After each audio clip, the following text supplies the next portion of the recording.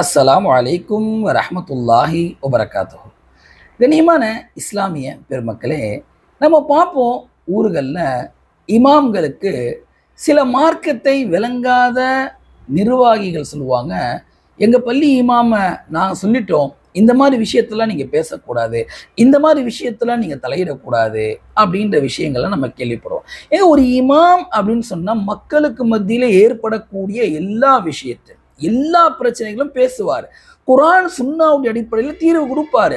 ஏன்னா அல்லாஹ் ரப்புல் ஆலமீன் எல்லா விஷயங்களுடைய பிரச்சனைகளுடைய தீர்வுகளை குர்ஆன் சுன்னால வச்சிருக்கிறான். அதே பஞ்சாயத்து தான் பார்த்தீங்கன்னு சொன்னாக்கா, இன்னைக்கு உலகத்திலே நான் தான் நாட்டாம அப்படின்னு சொல்லக்கூடிய, அதாவது நவீன தஜ்ஜாலு, நவீன ஃபிரௌனு ட்ரம்ப்புடைய விஷயத்துல நம்ம பார்க்குறோம்.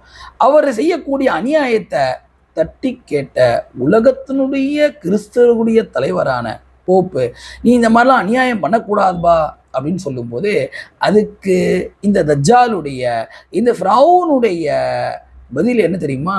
உங்களுடைய வேலையை சர்ச்சில் மட்டும் வச்சுங்க, நீங்க அரசியல்லாம் என்ன பண்ணக்கூடாது, பேசக்கூடாது என்பதாக கடுமையான முறையில் ஒரு மத தலைவரை வெறுத்து பேசக்கூடிய ஒரு நிலையை நான் பார்க்கிறோம்.